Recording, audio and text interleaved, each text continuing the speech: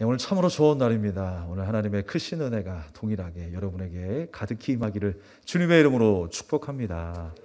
우리가 한 주를 돌아보면 또 일상이 기적이었다라는 것을 깨닫게 됩니다. 속히 우리가 일상으로 돌아가서 더 마음껏 교제할 수 있었으면 좋겠고요. 더 마음껏 찬양할 수 있었으면 좋겠고, 더 많이 우리가 함께 모여서 하나님의 말씀도 공부할 수 있었으면 좋겠습니다. 주님께서 이 어려움과 또 이 멈춤의 시간을 통해서 참 많은 것을 깨닫게 하시는 것 같아요. 하나님께서 우리를 향하신, 우리 베델교회를 향하신 그 의미, 또 그 비전이 무엇인가를 다시 한번 생각하게 되고, 우리가 안주하지 말고 더 우리가 일어나서 깨어서 준비해야 되겠다라는 생각을 하게 됩니다. 오늘 말씀의 제목은 부모에게 순종하라입니다. 이 말씀의 제목으로 함께 은혜의 말씀 나누고자 합니다. 5월을 우리가 가정의 달이라고 하죠. 그래서 이 가정을 참 중요하게 생각하는데 천국의 모형이다라고도 이야기합니다. 왜 천국의 모형이냐면요, 주님께서 다스리시는 그 하나님 나라에서 주님과 성도의 관계를 가정을 통해서 배울 수 있기 때문에 그렇습니다. 하나님과 우리가 어떤 관계를 이루며 살게 될 것인지 이 가정을 통해서 주님께서 보게 하시고 연습하게 하신다라는 거예요. 그래서 우리가 부모님께 순종하는 것은 하나님께서 세우신 창조 질서다라고 할 수 있어요. 이 세상 모든 만물들이 하나님의 창조 질서이듯이 바로 우리가 부모님께 순종하는 것도, 또 부모님이 자녀를 훈계하고 양육하는 것도 하나님의 창조 질서이다라고 하는 것입니다. 그런 의미에서 오늘 우리가 어버이 주일이지만, 또 저번 주는 어린이 주일이었지만, 거기에 해당하는 어린이에 대한 말씀, 어버이에 대한 말씀, 그것만 꼭 집어서 설명할 수 있는 게 아니에요. 서로 온전해야 함을 말씀하고 있어요. 가정 안에서 부모도 온전해야 되고, 그 온전함으로 가르쳐야 되고, 또 그 가르침 가운데에 자녀도 온전하게 세워져서 아름다운 연합을 이루는 것. 예수 그리스도께서 우리의 머리가 되어주시고 우리가 지체가 되어 한 몸을 이루는 이 교회인 것처럼 예수 그리스도의 정신을 가지고 살아가는 순종하는 인생, 바로 그 인생을 하나님께서 기뻐하실 줄로 믿습니다. 가정을 통해서 하나님 섬기는 법을 온전히 배워가는 여러분의 가정 되기를 간절히 소망합니다. 어린 새가 알에서 나오는 광경을 보셨습니까? 우리가 직접 보지 못하기 때문에 TV에서 간혹 봅니다만, 수양관에서 저는 그 모습을 진짜 목격하게 되었어요. 수양관 그 입구 문 옆에 새 둥지를 이렇게 만들어 놓은 거예요, 새가. 그러면서 거기에 알을 낳았어요. 그리고 그 알이 부화하는 모습을 공교롭게도 보게 되었어요. 그리고 어미는 계속 먹이를 물어다가 나릅니다. 그 어린 새에게 계속 그 먹이를 가져다 주는 거예요. 그러면 막 새끼가 그거 받아 먹으려고 막 난리죠, 난리. 입을 쩍쩍 벌리고 살도 별로 붙어 있지 않은 그 몸으로 막 그냥 몸부림을 치면서 그 먹이를 먹으려고 난리를 칩니다. 그렇게 먹이를 물어다 주고, 또 뱀으로부터 보호하고, 독수리부터 보호하고, 여러 가지 해충으로부터 보호하는 것이 바로 그 어미의 사명 아니겠습니까? 그 모든 것들이 너무 자연스러운 일이에요. 항상 그렇게 어미가 자식을 양육하고 보호하는 것, 자연스러운 일입니다. 그리고 그 새끼는 어미가 물어다 주는 그 벌레를 먹고, 또 어미의 뜻을 잘 따라 잘 자라게 되는 것, 그것이 바로 하나님의 법칙 아니겠습니까? 교회도 마찬가지예요. 우리 가정도 마찬가지라는 거예요. 그렇게 잘 자라게 하시는 하나님의 목적이 있어요. 우리 교회도 영육간에 잘 자라야 합니다. 우리 성도 한 사람 한 사람이 순종하며 주님의 뜻을 따르며 잘 자라는 인생이 되어야 돼요. 성장하는 여러분이 되길 바랍니다. 성장한다는 건 육의 성장도 있지만, 또 우리의 숫자적인 성장도 있겠지만, 우리가 하나님의 말씀을 잘 따라서 건강한 교회로 성장하는 의미도 있어요. 그래서 우리의 신앙은 날마다 하나님 앞에서 건강해져야 합니다. 그렇게 성장하는 우리 베델교회가 되어야 할 줄로 믿습니다. 세상은 그렇게 하나님의 질서 가운데 세워졌어요. 그런데 세상에 많은 사람들이 그 하나님의 법칙을 깨려고 합니다. 그래서 정상적이지 않은 부부가 생기기도 하고요. 자식을 학대하는 부모가 있기도 하고요. 또 부모님의 말씀에 불순종하는 자녀도 보게 됩니다. 그리고 점점 이 가정 안에 문제가 생겨서요, 재산 때문에 의가 상하는 일이 참 많아요. 부모와 자식 간에 그 사랑이 깨지고, 형제 간의 사랑이 이 돈 때문에 깨지는 일들이 얼마나 많이 있습니까? 이게 불행한 일들이 점점 늘어나고 있어요. 왜냐하면 하나님의 법칙이 깨졌기 때문에 그래요. 그래서 우리 가정 안에요, 하나님의 말씀으로, 하나님의 법칙으로 날마다 세워야 합니다. 그 말씀에 세울 때 여러분, 하나님의 그 은혜를 힘입은 그 가정이 복을 받지 않을 이유가 없어요. 복을 받지 못할 이유가 없어요. 하나님의 말씀 안에 키우고 하나님의 말씀 중심으로 돌아가는 그 가정이 어떻게 실패할 수가 있겠습니까? 주님의 그 은혜의 다스림 속에 우리 가정이 유지되어야 할 줄로 믿습니다. 어느 순간부터 부모의 가르침이 점점 사라지기 시작한 것 같아요. 그냥 젖먹이 아이들도 막 울 때 부모가 해결할 수 있는 방법이 뭐예요? 그냥 스마트폰 하나로 그냥 딱 얼굴 앞에 갖다 디밀면 울음이 뚝 그쳐요. 그러니까 그 맛을 보거든요, 부모도. 그래서 좀 귀찮다 싶으면 그냥 스마트폰만 딱 들이밉니다. 점점점 부모의 가르침이 사라지기 시작했어요. 얼르고 달래고 사랑으로 안아주고 또 가르치고 하는 모습들이 점점 사라지기 시작했다는 거예요. 예절까지도 인터넷을 통해서 배우고요, 함께 관계를 이루어야 될 그 사회성도 인터넷을 통해서 지금 배우고 있어요. 또한 먼저 부모로부터 말씀을 배워야 될 이 아이들이 부모로부터 말씀을 배우지 못하는 세상이 되었습니다. 그냥 학교에 맡기면 다인 줄 알아요. 학원에 맡기면 다인 줄 알아요. 그리고 그러면서도 부모님의 마음속에는 어떤 마음이 있냐면 내가 희생할 거 다 했다라고 생각하는 거예요. 내가 너희를 죽도록 사랑한다. 그 마음으로 자식에 대한 기대는 있어요. 근데 우리가 곰곰이 생각해야 됩니다. 요즘에 그 금쪽 같은 내 새끼라고 하는 프로그램에 오은영 박사라고 하는 분이 등장하십니다. 그 오은영 박사가 이런 이야기를 해요. 부모에게는 자식이 위기를 만나게 되면 목숨을 던진다라는 거예요. 부모가 목숨을 던지는데 내가 다치면 어떡하지라고 하는 걱정을 하지 않는다라는 거예요. 그런데 그러다 보니까 이 아이에 대한 이 사랑이 너무 크지만 이 부모가 이 사랑 안에 갇혀 있기가 쉽다라는 거예요. 갇혀 있기가 쉬워요. 그걸로 다 될 것이라고 생각합니다. 그러다 보니까 부모들이 내가 너를 어떻게 키웠는데 라고 하는 그 마음으로 다가가요. 내가 너를 어떻게 키웠는데, 내가 너를 얼마나 사랑하면서 키웠는데 이 모양 이 꼴로 사냐라고 아이를 질책합니다. 맞는 말이지만 이 아이는 내가 아니잖아요. 내가 아니기 때문에 느끼는 생각과 감정이 나와 다르다라는 것을 인정할 줄 알아야 한다는 거예요. 그래서 상담을 해오면서 이 오은영 박사가 이 문제가 부모와 자식 간의 가장 큰 문제라는 거예요. 맞기는 맞는 말 같은데 내가 죽기까지 아이를 사랑하는 마음, 그 마음이 변하겠습니까? 그런데 그 사랑 안에 갇혀 있어서 그걸로 다 될 것이라고 생각하는 것이 착각이라고 하는 것입니다. 그 아이의 마음을 이해하고 아이의 부족함이 무엇인가를 이해할 수 있는 그 아빠 엄마의 마음, 우리에게 필요한 것 같습니다. 아이의 입장을 잘 이해하고 잘 가르치지 않았는데 과연 우리가 무엇을 기대할 수 있을까요? 우리의 마음속에 내가 한 것으로, 내가 기대하는 것으로 내가 아이에게 요구한다면 그것은 어찌 보면 소리 없는 폭력일 수가 있다라고 하는 것입니다.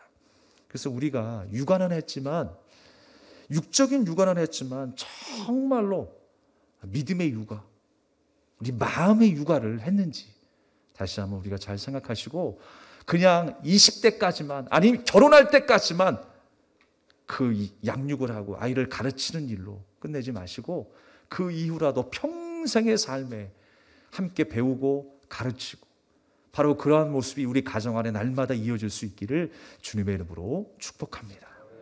그래서 오늘 말씀 속에 자녀들아 부모에게 순종하라 라고 말씀하셨지만 4절 말씀에는 동일하게 뭐라고 말씀하십니까? 아비들아, 부모에게도 요구하시는 거예요.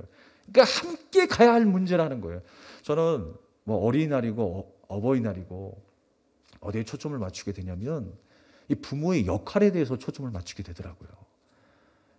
내가 이렇게 존경받아야 된다, 부모는 존경받아야 된다라고 하는 그 말보다 우리 부모가 어떻게 이 아이를 잘 가르칠 것인가, 우리가 부모로서 자녀로서 어떻게 그 역할을 하며 살아야 할 것인가에 대한 초점을 맞추게 되더라고요.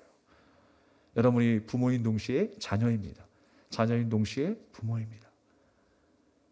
내가 온전히 세워지는 것이 하나님이 기뻐하시는 일이에요. 그리고 자녀가 온전히 세워지는 일이 주님이 기뻐하시는 일이에요. 그렇게 함께 우리가 연합하여 하나님이 기뻐하시는 그 길을 따라 순종하며 걸어갈 수 있는 저와 여러분 되기를 주님의 이름으로 축복합니다. 그래서 우리는 어떻게 가르쳐야 합니까? 일방적인 가르침이 되면 안 되는 것입니다. 그래서 혹자는 그렇게 이야기했어요. 교육은 지식을 가르치는 게 아니라 삶을 가르치는 거다. 사람을 세우는 거라는 거예요, 교육이. 우리 베델교회의 비전도 사람을 세우는 거잖아요. 하나님이 기뻐하시는 사람, 하나님이 원하시는 지혜로운 사람으로 키워내는 거예요. 제자를 세우는 교회가 우리 교회가 되어야 합니다. 그래서 스스로 발견할 수 있도록 돕고 기도하고 우리가 끊임없이 섬기는 일을 게을리하지 말아야 돼요. 그래서 오늘 1절 말씀뿐만 아니라 4절의 말씀도 기억하면서 자녀를 노엽게 하지 말고 주의 교훈과 훈계로 양육하라고 말씀하셨어요. 바로 그 말씀을 우리가 날마다 기억하며 온전한 가정으로 날마다 세워지기를 간절히 소망합니다. 오늘 1절 말씀에 보면 자녀들아 주 안에서 너희 부모에게 순종하라, 이것이 옳으니라 라고 말씀하셨어요. 여기서 옳다라고 하는 것은 의를 말합니다. 우리가 한자로 표현해도 옳을 의 아니겠습니까? 근데 사실 우리가 죄인이었다고요. 우리가 의인이 아니었어요. 하나님 앞에 불순종하며 살아갔던 죄 가운데 빠져 있던 죄인이었습니다. 그런데 우리가 하나님 앞에 온전히 순종함으로 인해서 바로 순종하는 그 삶이 의인의 삶이다라고 말씀하고 있어요. 우리가 하나님 믿게 되고 주 예수 그리스도의 보혈의 피로 죄 사함을 받은 삶을 살아가고 있어요. 그렇다면 우리 성도에게서 나와야 될 가장 자연스러운 일은 뭐냐? 순종이라는 거예요. 가정 가운데의 부모에게 순종하면서 그 순종이 무엇인가를 배우게 하셨어요. 우리가 하나님 앞에 순종하는 것이 무엇인가를 배우게 하셨어요. 어떤 사람은 그렇게 이야기합니다. 믿는 부모님에게만 순종한다고. 근데 그건 아니에요. 성경에 어디서도 믿는 부모에게만 순종하라는 말씀이 없어요. 믿지 않는 부모님에게도 우리가 순종해야 합니다. 그 부모의 어떤 성품에 상관없이, 지식의 수준에 상관없이, 믿음의 여부에 상관없이 부모님으로 만나게 하셨기 때문에 우리는 순종해야 하는 것입니다. 그런데 때로는 우리가 신앙인으로서 살아가기에 부담이 되는 말을 듣거나 또 하나님의 일을 회방하거나 또 죄를 짓는 일이 아닌 이상 우리는 부모님께 순종해야 한다는 것입니다. 그리고 그 믿지 않는 부모님을 위해서 열심히 기도해야 하는 거예요. 하나님의 손에 맡겨드리면서 하나님을 섬기는 부모님이 되게 해달라고 간절한 마음으로 기도해야 할 줄로 믿습니다. 오늘 부모님께 순종하게 될 때에 의의 삶이 된다는 거예요. 그것이 옳다라고 이야기하는 거예요. 그것이 온전한 하나님의 백성의 삶이다라고 우리에게 말씀하고 있는 것입니다. 여러분의 삶 속에서 순종이 나오고 있습니까? 우리의 삶이, 우리 자녀들이 본받을 만한 순종의 삶이 되고 있습니까? 우리가 삶으로 가르친다라고 이야기를 하는데 정말 우리가 자녀들 앞에서 부끄러운 모습, 부족한 모습이 얼마나 많이 있습니까? 자녀의 앞에서 우리가 거울이 되어야 하는데, 신앙의 본이 되어야 하는데 우리가 그렇게 살지 못할 때가 얼마나 많이 있습니까? 오늘 그냥 스치는 말씀이 아니라 정말 다시 한번 믿음으로 결단하면서 믿음의 본보기가 되고 거울이 되고 또 그 아이들을 잘 삶을 통하여 가르칠 수 있는 저와 여러분이 되기를 바라겠습니다. 4절 말씀에 자녀를 노엽게 하지 말라라고 우리에게 말씀하셨는데요. 우리가 잠언서 13장 24절의 말씀에 보면 매를 아끼는 것은 자식을 사랑하지 않는 것이다 라는 말씀이 있어요. 아니, 어디에서는 노엽게 하지 말라라고 하고 또 어디에서는 매를 아끼지 말라라고 하고, 이게 어디에 초점을 맞춰야 되는 거예요? 때리라는 거예요? 때리지 말라는 거예요? 우리가 항상 그렇습니다. 이 체벌이라고 하는 것을 매를 들어서 이 물리적인 힘을 가하는 것만 생각해요. 그러나 오늘 분명히 주의 교훈과 훈계로 양육하라라고 했어요. 하나님의 말씀으로 죄를 지적할 수 있어야 하고 그 부분을 위해서 우리가 목 놓아 부르짖으며 기도할 수 있어야 하는 거예요. 잘못되어 가고 있는데도 우리가 그냥 방치되면 어떻게 하겠습니까? 그냥 그 자식을 그냥 유기하는 거예요. 버려두고 있는 거예요. 바로 그의 삶이, 그 자녀의 삶이 죄의 길에 들어섰다면 우리가 가만히 있어야겠습니까? 몸부림치면서 그 아이를 붙잡고 우리가 기도해야 되지 않을까요? 내가 정말 하나님 앞에 철저히 지켜지고 낮아져서 내가 예수 그리스도의 말씀에 순종하며 살아가는 제자의 삶을 삶으로 그 채찍이 나를 향한 채찍이 되기도 하겠지만 그 채찍으로 말미암아 자녀에게 채찍이 가해져서 그 자녀가 온전히 세워지게 되는 역사가 일어나게 될 줄로 믿습니다. 그래서 매로 다스린다는 것은 어떤 의미입니까? 그 아이가 하나님의 말씀 앞에 바로 세워질 수 있도록. 자녀는 우리의 것이 아니잖아요. 하나님께서 우리에게 선물로 주셨어요. 그렇다면 여러분, 우리에게 맡겨주신 그 자녀를 우리가 아름답게 하나님의 말씀으로 사랑으로 잘 가르치고 양육해서 하나님 앞에 드림이 될 수 있는 우리의 삶이 되어야 합니다. 어떤 분들은요, 이 드린다라고 하니까 여기 오해가 돼가지고, 야, 자식을 바쳐요? 뭐 나라를 바치고 금전을 바치고 자식을 바치라고 하니까 거기에 민감해져가지고 어떻게 또 바치라고 이야기하느냐 그래요. 여러분, 바친다라고 하는 의미가 무엇입니까? 하나님 앞에 드린다라고 하는 의미가 무엇입니까? 맡겨주신 그 자녀를 잘 양육해서 하나님 앞에 온전히 세운다라고 하는 말씀이에요. 그게 바로 우리에게 맡겨진 사명입니다. 자녀들이 온전한 길로 걸어갈 수 있도록 순종의 길을 선택하며 걸어갈 수 있도록 우리가 목숨을 다하여 양육하고 기도해야 합니다. 그것이 바로 우리의 사명이에요. 오늘 말씀 속에 내 아버지와 어머니를 공경하라, 이것은 약속 있는 첫 계명이니 이로써 내가 잘되고 땅에서 장수하리라 그랬습니다. 부모에게 순종하는 그 삶을 통해서 하나님께서 배우게 하시는 분명한 한 가지가 있다라고 우리에게 말씀하고 있는 것입니다. 왜 약속 있는 첫 계명이라고 하셨을까요? 우리가 계명만 생각하면 항상 10계명을 떠올리죠. 근데 이상하다. 1계명은 부모를 공경하라가 아닌데 그 순번을 따져요. 10계명 중에 5계명이 부모를 공경하라잖아요. 근데 왜 약속 있는 첫 계명이라고 하셨지? 라고 뭔가 이상하게 생각을 해요. 그런데 여러분, 그 뜻이 아닙니다. 첫 계명이라고 하는 것은 가장 중요한 계명이다라는 뜻이에요. 가장 중요한 으뜸이 되는 계명이라는 거예요. 그리고 약속이 있는 이 말은요, 사실 약속 안에라고 하는 뜻이에요. 약속 안에. 제가 헬라어 원문을 찾아보니까 n이라고 하는 단어를 썼어요. 약속 안에 하나님이 주신 말씀 가운데에 가장 중요한 계명이 무엇이냐라고 우리에게 말씀하고 있는 거예요. 그것은 순종이다라고 하세요. 순종. 예수 그리스도께서 아버지 하나님의 말씀에 순종해서 이 땅에 내려오셨어요. 순종해서 고난을 당하셨어요. 그리고 순종해서 십자가에 못 박혀 죽으셨어요. 그 순종의 옷을 누구에게 입혀주신 거예요? 바로 주님의 자녀인 우리에게 입혀주신 것입니다. 그래서 우리가 그 옷을 덧입었다라고 말씀하고 있는 거예요. 그 순종의 옷으로 말미암아 우리 또한 예수 그리스도의 그 길을 걸어가는 삶이 된 것입니다. 그래서 우리는요, 그 십자가의 삶을 두려워해서는 안 돼요.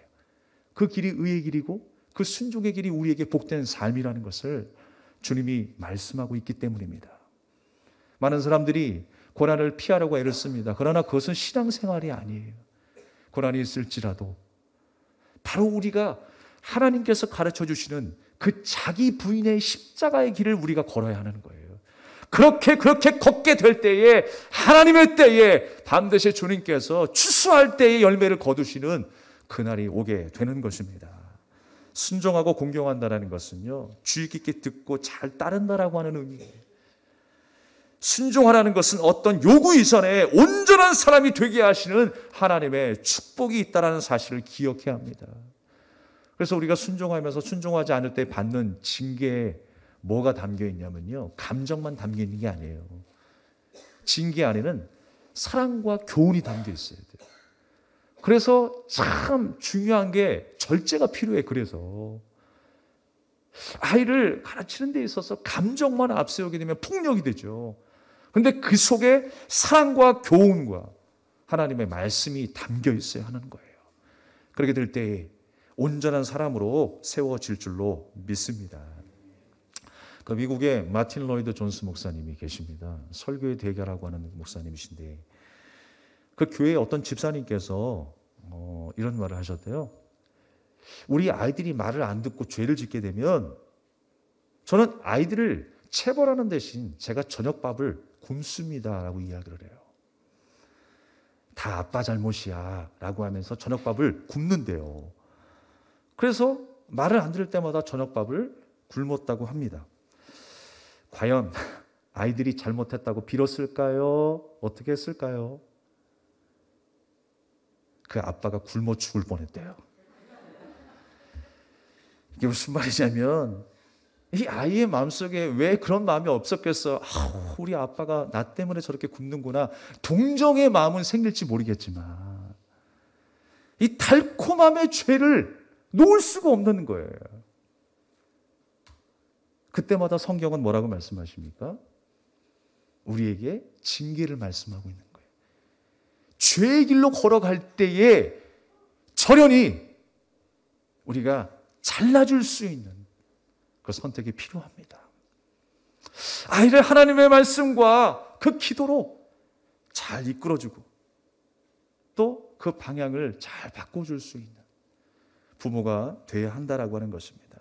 우리 하나님께서 우리를 바라보실 때 그랬어요. 이스라엘을 바라볼 때에 안타깝게 여기시면서 죄를 바라보고 죄의 길로 들어섰을 때에 하나님은 채찍을 드시잖아요.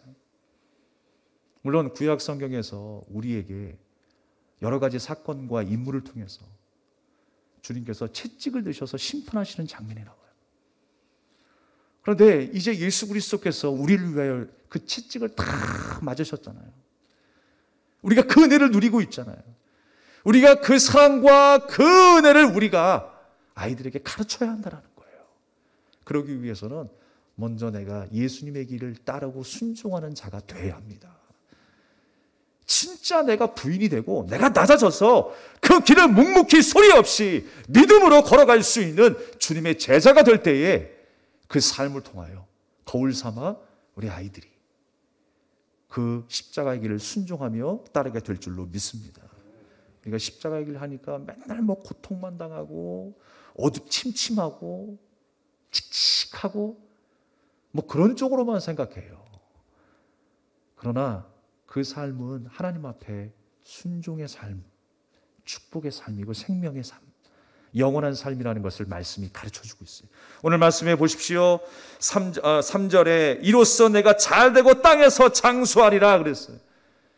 부모님께 순종할 때에 땅에서 잘되고 장수한다라고 하는 말씀이 뭐예요? 이 땅에서 잘되는 모습을 통해서 주님은 뭘 보게 하시는 거예요? 영생을 보게 하시는 거예요. 우리가 이 땅에서 살면 몇 년이나 살겠습니까? 100년 이상 살겠어요? 200년 동안 살겠습니까? 그 조금이라도 오래 사는 모습을 보게 하시면서 주님과 함께하는 그 영생의 삶이 무엇인가를 보게 하시는 거예요. 그래서 이 땅에 잘 되고 아름답게 열매 맺는 그 모습을 통해서 하나님의 그 은혜 아래 있는 그 풍요로운 삶이 무엇인가를 깨닫게 하시는 거예요. 이 세상의 풍요보다 더한 하나님의 풍요, 하나님의 그 풍성한 은혜가 여러분과 여러분 가정 위에 날마다 더하시기를 주님의 이름으로 축원합니다. 그래서 우리는요, 한 몸으로 지체로 만났어요. 교회가 그렇게 온전한 모습으로 하나가 되어야 하고, 가정이 온전한 모습으로 하나가 되어야 하고, 그래야 그 가정이 하나님이 기뻐하시는 축복된 가정으로 성장할 수 있는 것입니다. 서로가 온전해지는 거예요. 서로가 온전해짐으로 인해서 함께 성장하는 거예요. 나는 잘났는데 저 사람은 못났다고 내가 손가락질할 게 아니에요. 저 사람이 성장하지 못하면 나도 성장하지 못하는 거예요. 내가 성장하지 못하면 자녀가 성장하지 못하는 거예요. 그게 가정이고 교회이고 지체인 거예요. 우리가 서로 그렇게 돕고 온전하게 하나님 앞에 바로 세워질 수 있기를 바라겠습니다. 주님께서는요, 이스라엘을 옳은 방향을 걸어갈 수 있도록 지으셨어요.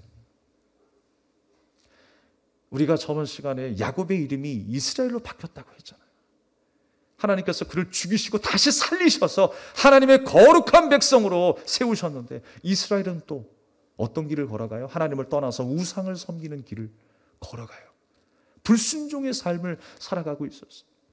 하나님께서는 의의 길로, 옳은 길로 주님 앞에 순종하는 자녀의 길로 걷도록 만드셨지만 하나님 두기를 싫어했다라고 하는 거예요. 로마서 1장 28절 이하에 보게 되면 저희가 마음에 하나님 두기를 싫어하며 어떻게 되었다고 합니까? 불의와 추악과 탐욕과 살인하는 자, 또 분쟁하는 자들이 되었다고 해요. 거기다가 하나 더 붙이는데 부모를 거역하는 자가 되었다라고 해요. 순종하는 삶이 되지 못했어요. 불순종의 삶이 연속이었다는 것입니다. 디모데후서 3장 1절에 그 1절의 말씀 속에서도 말세의 사람들은 자기를 사랑하며 돈을 사랑하며 자긍하며 교만하며 회망하며 또 마지막에 부모를 거역했다라고 이야기를 해요. 불순종하는 인생을 살게 되었어요. 그래서 주님은 돌아서라라고 말씀하시는 거예요. 부모에 대한 불순종을 통해서 하나님을 떠나 세상을 사랑하는 그 이스라엘을 말씀하고 있습니다. 주님은 돌아오기를 원하세요. 순종의 길을 따라오기를 원하세요. 예수님이 하나님 아버지 앞에 순종하셨던 것처럼 우리에게 요구하시는 것이 뭐예요? 순종이에요. 그럼 우리가 무엇을 어떻게 순종해야 돼요? 예수님께서 인도하시는, 예수님이 걸어가시는 그 길을 따라가기를 순종해야 돼요. 그것은 곧 자기 부인이고 주님 앞에 겸손히 그 은혜를 구하는 삶이라 할 수가 있습니다. 하나님께서 예수님의 부활로 만물이 복종케 하신 것처럼 다시금 돌아오게 하시고 다시금 회복하게 하시고 치유하게 하셔서 하나님이 찬양을 받으시기에 합당한 세상을 예수님을 통하여 그렇게 만들어 주신 것처럼 우리는 예수 그리스도의 그 은혜 아래 순종하며 살아갈 때 우리 가정이 회복될 수 있고 우리 자녀와 우리의 삶이 회복될 수 있는 것입니다. 그 회복의 삶을 날마다 경험하는 저와 여러분 되기를 주님의 이름으로 축원합니다. 내 삶이 당연하다고 생각했습니까? 아니에요. 하나님의 인도하심과 가르침이 있었어요. 모든 것이 은혜이고 은혜입니다. 이제 그 사랑과 은혜를 여러분의 자녀에게, 여러분의 이웃에게 나누어 주시기를 바랍니다. 우리 함께 이 찬양을 드리고 함께 기도하겠는데요. 좀 생각해 보면 다시 한번 말씀드리지만 우리의 일상이 기적이었다라는 걸 또 깨닫습니다. 코로나19가 계속되고 있지만 정말 주님의 때에 멈추게 하시리라 믿습니다. 더 인내하시고 우리의 생활 속에서 힘들고 어려워도 더 주님만 붙드시는 능력의 한 주 되시기를 축원합니다. 찬양하겠습니다.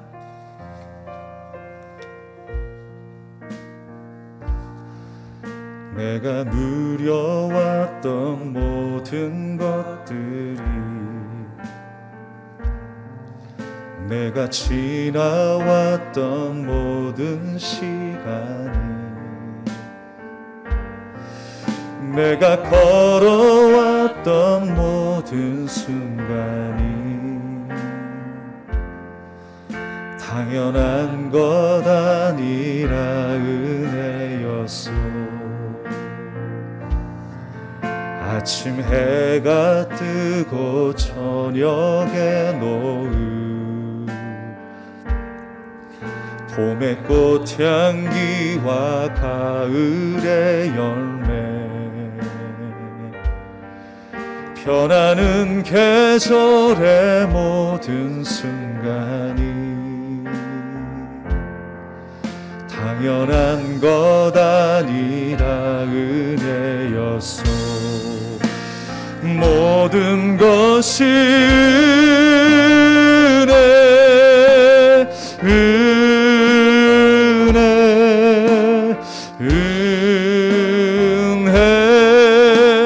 한없는 은혜. 내 삶에 당연한 것 하나도 없었던 것을 모든 것이 은혜였소. 내가 누려왔던 모든 것들이, 내가 지나왔던 모든 시간이, 내가 지나왔던 모든 시간이, 내가 걸어왔던 모든 순간이 당연한 것 아니라 은혜였어. 아침 해가 뜨고 저녁에 노을, 봄의 꽃향기와 가을의 변하는 계절의 모든 순간이 당연한 것 아니라 은혜였소. 모든 것이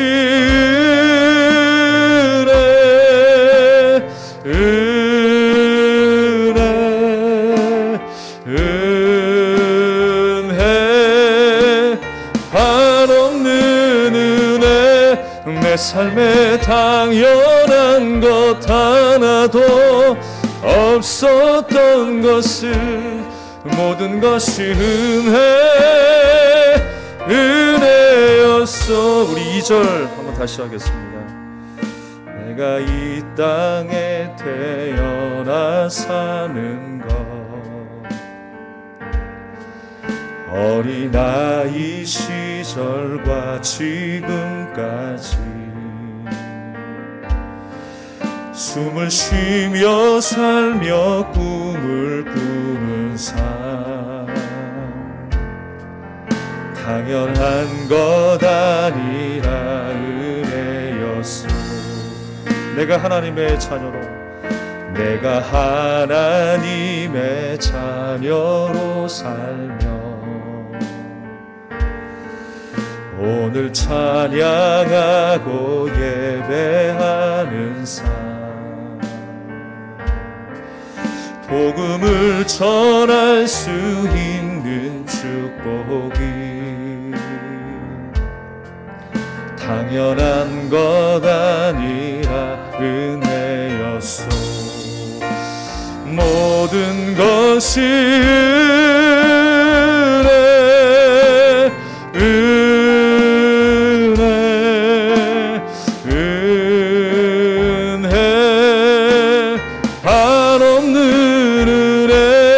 내 삶에 당연한 것 하나도 없었던 것을 모든 것이 은혜였소. 모든 것이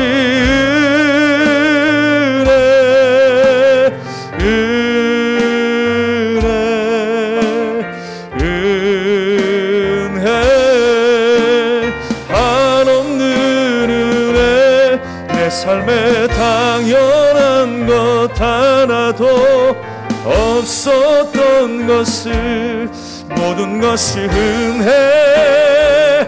우리 다시 한번 전심으로 모든 것이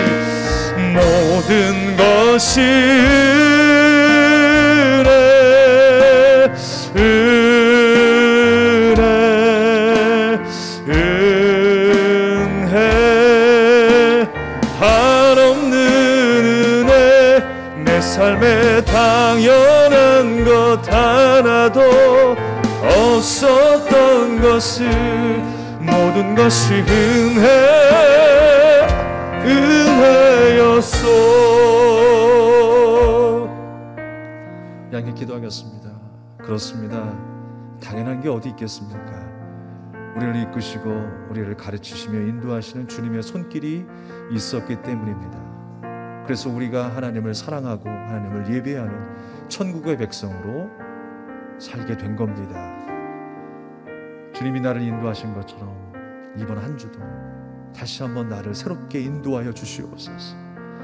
주님을 따라가는 주님의 사람, 주님의 제자가 되게 하시고 순종하는 삶이 주님이 말씀하신 것 중에 최고의 계명이라 하셨사오니 하나님, 부모 순종하는 것을 통해서 우리가 이웃을 사랑하는 것을 통해서 주님 앞에 순종하는 법을 배우게 하여 주시옵소서. 자녀 사랑하는 법을 통해서 주님 앞에 순종하며 우리가 어떻게 살아야 할지를 보게 해달라고 우리가 다시 한번 주님 앞에 결단하며 기도하겠습니다. 하나님 아버지의 은혜를 감사드립니다. 모든 것이